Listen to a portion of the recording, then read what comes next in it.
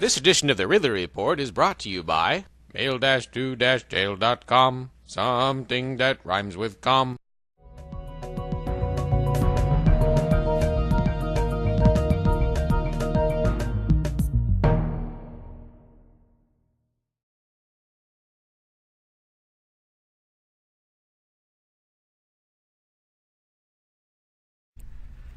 James Madison, in 1788, speaking to the Virginia Convention, said, "Since the general civilization of mankind, I believe there are more instances of the abridgment of the freedom of the people by gradual and silent encroachment of those in power than by violent and sudden usurpations."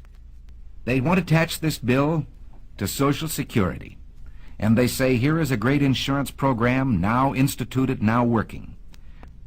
Let's take a look at Social Security itself. Again, very few of us disagree with the original premise that there should be some form of saving that would keep destitution from following unemployment by reason of death, disability, or old age. And to this end, Social Security was adopted. But it was never intended to supplant private savings, private insurance, pension programs of unions and industries. Now, in our country, under our free enterprise system, we have seen medicine reach the greatest heights that it has in any country in the world. Today, the relationship between patient and doctor in this country is something to be envied any place. The privacy, the care that is given to a person, the right to choose a doctor, the right to go from one doctor to the other. But let's also look from the other side at the freedom the doctor loses. A doctor would be reluctant to say this. Well, like you, I'm only a patient, so I can say it in his behalf. The doctor begins to lose freedoms. It's like telling a lie, and one leads to another. First, you decide that the doctor can have so many patients. They're equally divided among the various doctors by the government. But then the doctors aren't equally divided geographically. So a doctor decides he wants to practice in one town, and the government has to say to him, you can't live in that town. They already have enough doctors. You have to go someplace else. And from here, it's only a short step to dictating where he will go. This is a freedom that I wonder whether any of us have the right to take from any human being. I know how I'd feel if you, my fellow citizens, decided that to be an actor, I had to become a government employee and work in a national theater. Take it into your own occupation or that of your husband. All of us can see what happens once you establish the precedent that the government can determine a man's working place and his working methods, determine his employment. From here, it's a short step to all the rest of socialism, to determining his pay, and pretty soon your son won't decide when he's in school where he will go or what he will do for a living.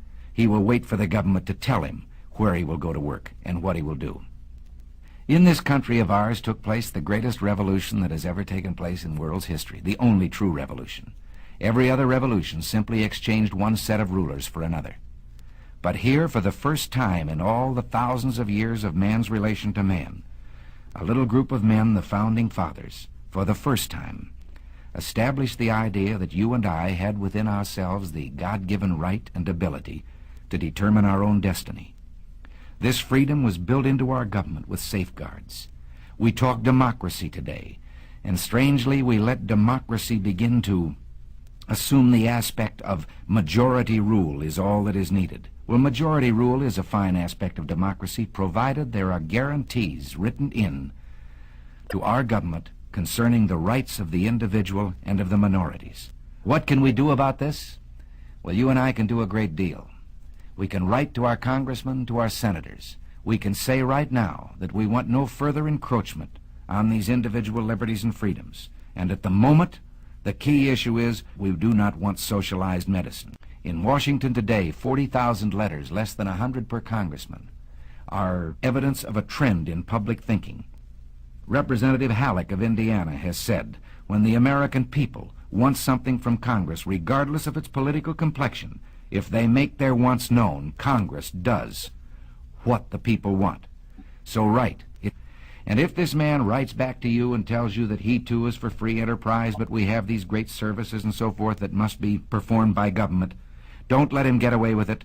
Show that you have not been convinced. Write a letter right back and tell him that you believe in government economy and fiscal responsibility, that you know that governments don't tax to get the money they need. Governments will always find a need for the money they get, and that you demand the continuation of our traditional free enterprise system. You and I can do this. The only way we can do it is by writing to our congressman, even if we believe that he's on our side to begin with, write to strengthen his hand, give him the ability to stand before his colleagues in Congress and say, I have heard from my constituents and this is what they want. Write those letters now, call your friends and tell them to write them. If you don't, this program, I promise you, will pass just as surely as the sun will come up tomorrow. And behind it will come other federal programs that will invade every area of freedom as we have known it in this country, until one day, as Norman Thomas said, we will awake to find that we have socialism. And if you don't do this, and if I don't do it, one of these days, you and I are going to spend our sunset years telling our children and our children's children what it once was like in America when men were free. This edition of the Ridley Report is brought to you by mail-to-jail.com, something that rhymes with com. Do you want to support a jailed New Hampshire liberty activist? Without even leaving your computer? Without even spending a dime? Send them mail in jail from your computer. It's easy and free. For details, visit mail-to-jail.com, something that rhymes with com.